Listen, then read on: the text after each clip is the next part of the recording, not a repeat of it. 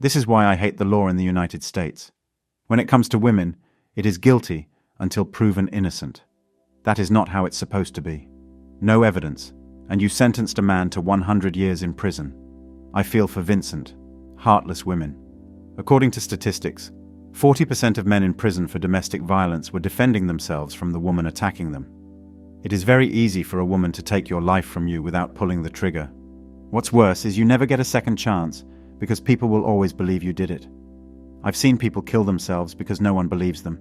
This has to stop. What is annoying is that nothing will be done to that woman.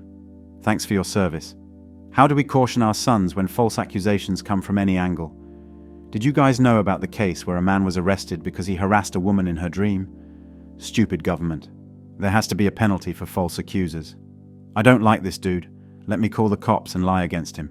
Let me go on social media to destroy his career. Nothing gets done to the woman. Preach on.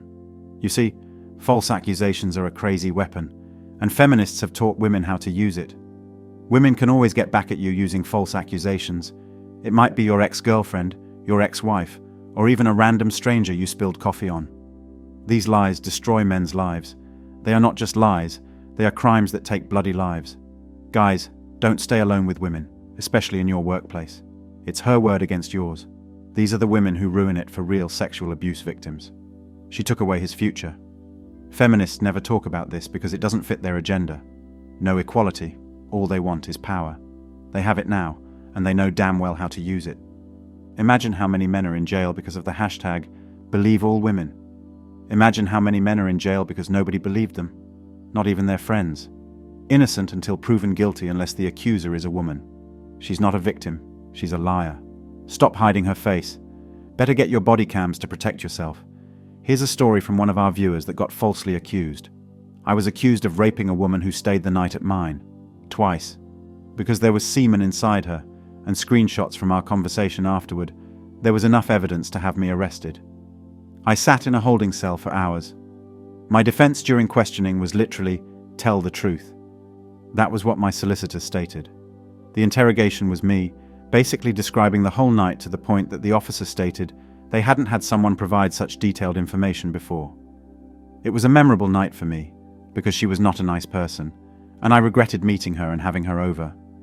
She is the reason I don't have women over anymore until the third or fourth date.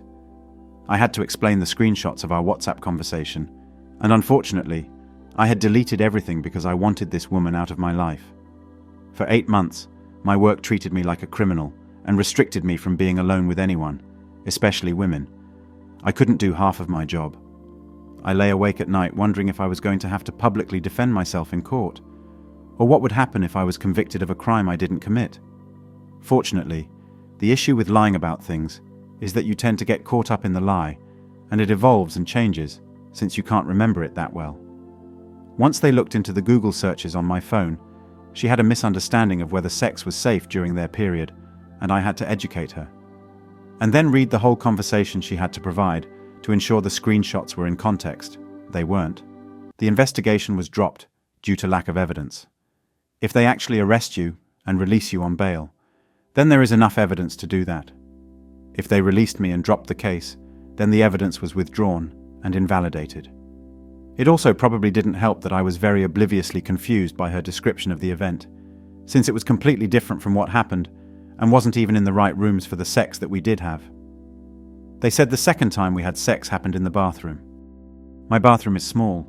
They were too short for standing sex. I'm not really sure what they were doing with that one. They had spiced it up since I guess you can't just take what happened and say they didn't consent. I was actually insulted at how basic and poorly thought through it was. If you're going to take a shot at me, at least put some effort into it. Plus they made the mistake of saying I held them down by choking them hard, so they couldn't breathe. But somehow there was no bruising or marks from that. For 8 months, I was treated like a criminal. Fortunately, my strength of character before this, and the fact that I couldn't harm a fly, meant that my friends believed me, and my colleagues at work believed me. The company I work for had to take it seriously once the police informed them of the investigation.